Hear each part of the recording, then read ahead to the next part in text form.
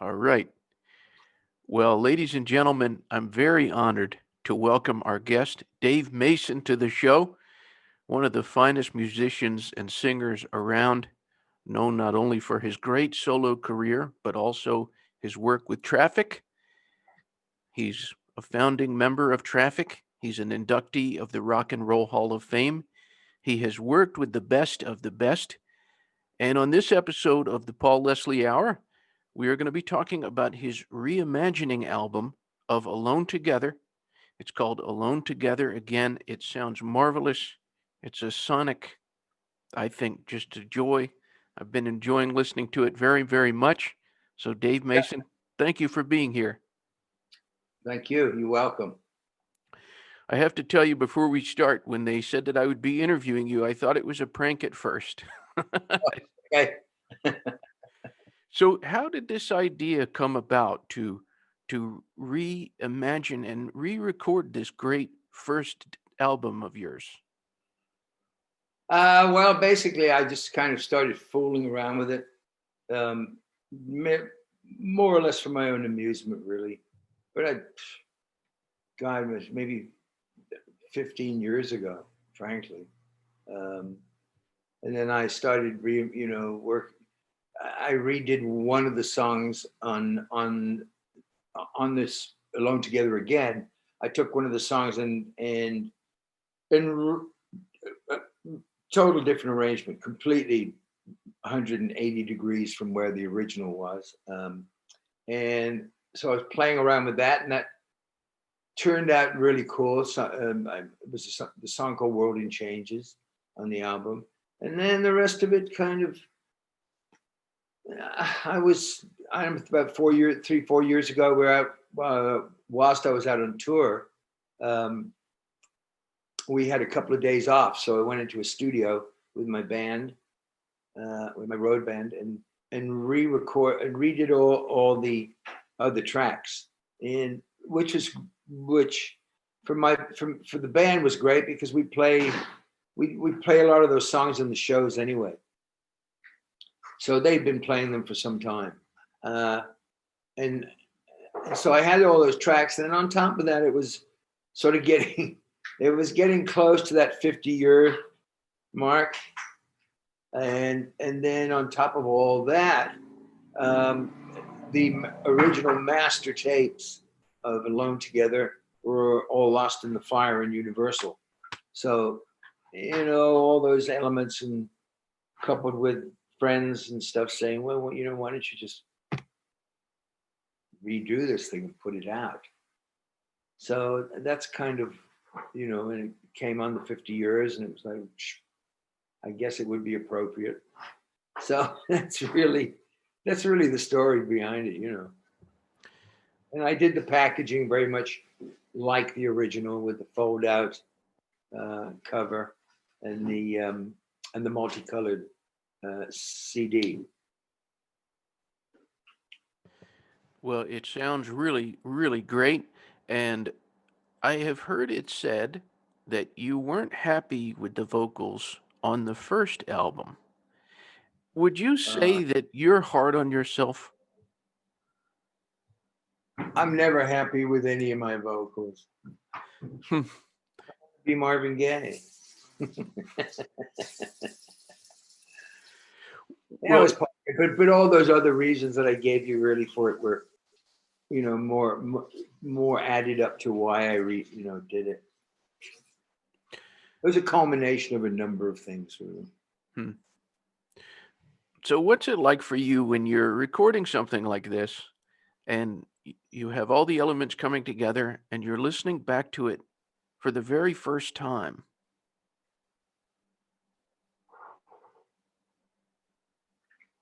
Well, like I said, I mean, the songs like "Shouldn't Have Took More Than You Gave," Look at Me," "World in Changes," um, "Sad and Deep as You." I mean, I've been playing. They've been in my show for since the original release, so I've been playing this stuff a long time.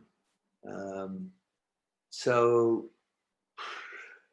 other than other than trying to get a great performance, there's really no great revelations in Hmm. there. Did you go back and listen to the first record, the original record? Not at No, all. no. I guess the songs are so ingrained. Yeah, I mean, just like I said, I've been playing a lot of those songs on and off since it came out, which is 50 years ago. Mhm. So Now that the album is out, was there a curiosity from you, an intense curiosity about how it would be received by the fans? well, I mean, yes and no. I sort of, I mean, partially one hopes that, frankly, this would be more. You would hope that a new audience would get to hear this because the songs are timeless. They're not dated, and I would, and for a younger audience, um, they're brand new. They're new songs. So that's what I was really hoping. Um, how quote fans take it, I don't know. I hope they like it. I mean, you mostly making music is for, I do it because I do it, and I do it mostly for for the biggest part of it. I mean, I'm really doing it for myself. It's just, and if somebody likes the song or somebody likes the music, that's fantastic. But but I can't be writing and creating for some external thing. I'm doing it for me, um, basically. Hmm. Right. Well, I'm wondering, would you call yourself a competitive man at all?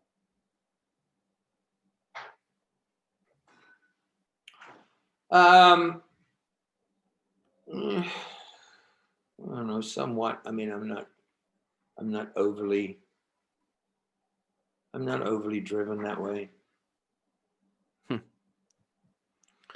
I remember talking to one singer, and he said he was talking about competition, and he said, "I'm only competing with myself." Well, that, yes, for sure. Yes. There have been so many great compliments you've gotten from for great artists. Eric Clapton, he has said about you, I think he has a fantastic touch. I love the way he plays guitar, and his songs are great. Has there been a compliment throughout your career in music that has meant the most to you? I think the one that was, I forget where I was somewhere. I don't know. I forget exactly where I was, but Bob Dylan came up to me and one day and he was like, Dave, he said, Dave, man, you wrote the most beautiful song in the world, man. You wrote beautiful song. And I'm like, really, Bob? Like, what song is that? I said, man, you wrote this song called Every Woman, man. That's a beautiful song. That's a beautiful song. I said, well, thanks, Bob. So I think coming from the Picasso songwriters, that would be probably the comment that would stand out. The Picasso of songwriters. So that's a pretty great description of Bob, I think. I like that. Of Dylan? Yeah, Mr. Dylan. Oh yeah, yeah, he's amazing. Um, yeah. It's a great one. Have you found this year to be a year of that has, despite all the hardships, has it been one that has been full of inspiration? Has it, for a lot of people, this time is very fruitful. Um, well, I kept keep sort of, I kept busy. I put that video out with myself and Mick and Michael McDonald, the Doobie Brothers, and Sammy Hagar, with Feeling All Right, and basically just was constantly finishing up a book that's hopefully will be coming out in 2021, which I finally started to put together after being badgered to death by everybody about it. So a book called Only You Know and I Know will be coming. And then the rest is just sort of planning on, basically I'm,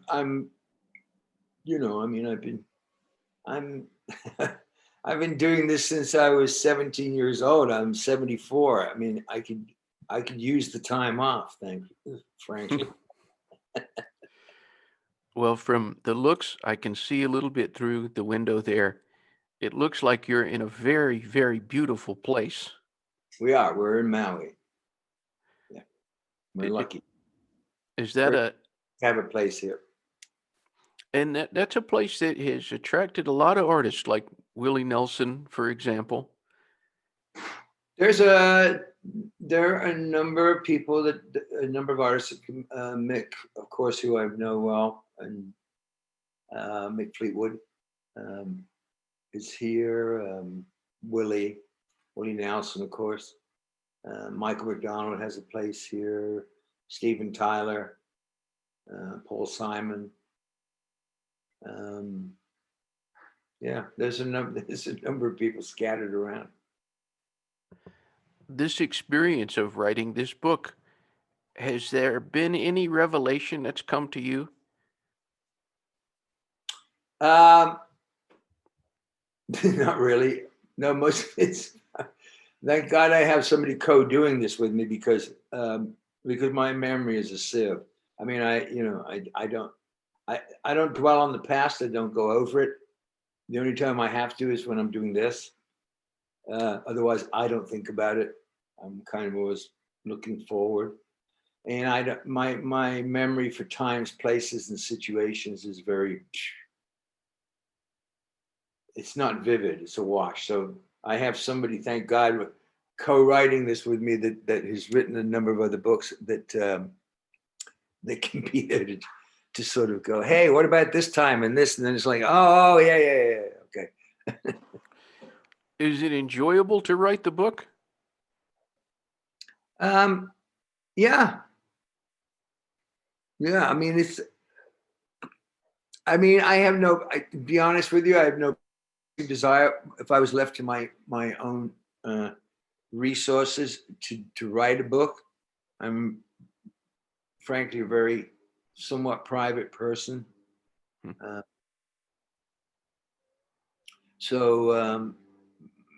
But yeah, I mean, I guess it's, anyway, we're writing it. I've been badgered into writing.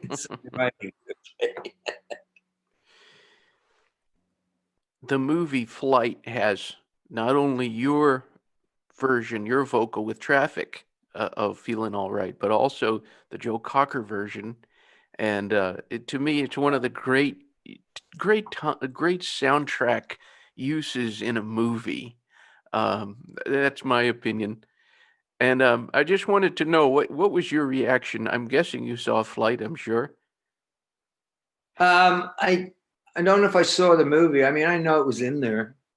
I mean, but the song has been used in so many.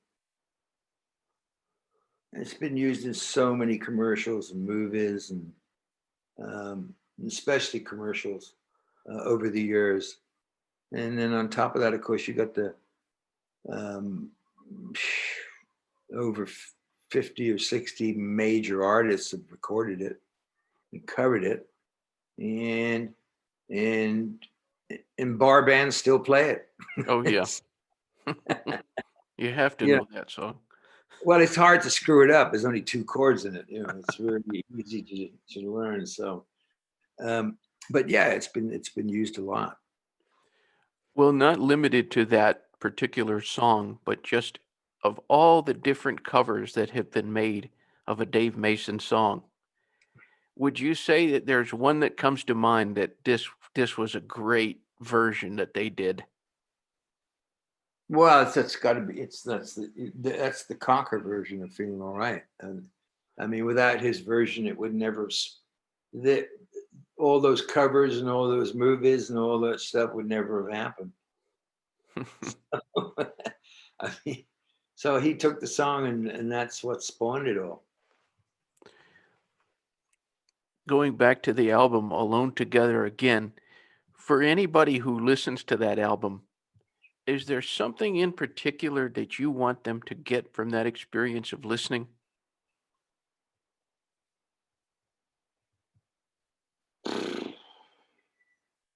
I don't know. I mean, I've had people, I mean, they're the same songs that I put out originally. The song is just there, played a little more. There's a little more energy in them. The music's a little different. One of the songs is totally different, but the songs are still the same.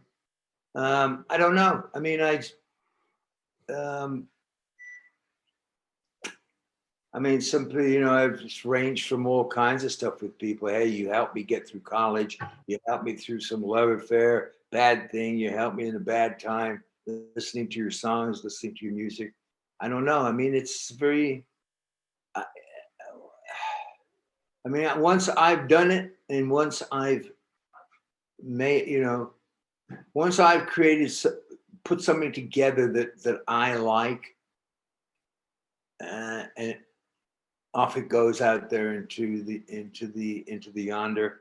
It's it's all subjective from there. It's whatever people want to take from it. Well, you were saying you don't like to look back, but if we could be in the present, Hmm. Dave Mason, what would you say is the best thing about being Dave Mason?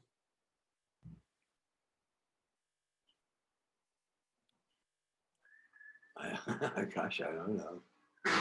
Um,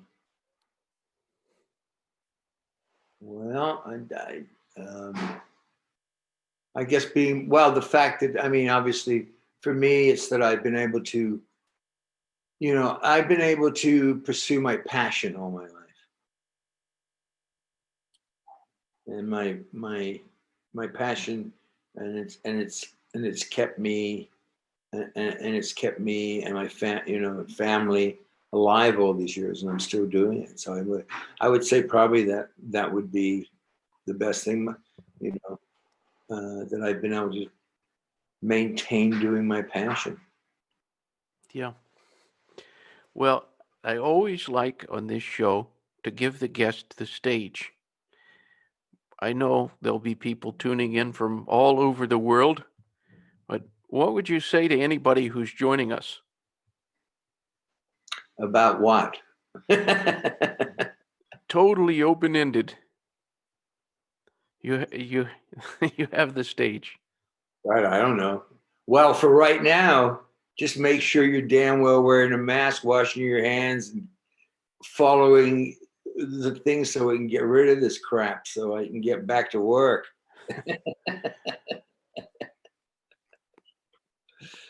What do you think that'll feel like the first time you take the stage and you get to perform again? Same as it does as every other time. It's just what I do. I'll probably have to, you know, you know, I'll need to go rehearse for a while, a few days before we do our first show. But but yeah, because I'll have been. I mean, at this point, who knows when we're gonna really go back? Hopefully, it'll be May, June, July, or something here in the U.S. that we can get back to work. I hope. I hope so. Yeah, and I know everybody's just dying to get the hell out and Yeah, get out of this Groundhog Day that we're stuck in. well put. Well, Dave Mason, thank you very much. I really appreciate this. It's an honor to speak with you. Well, thank you for taking the time. And by the way, the CD, which is out, and shoot, I wish I had a copy to hold up for everybody.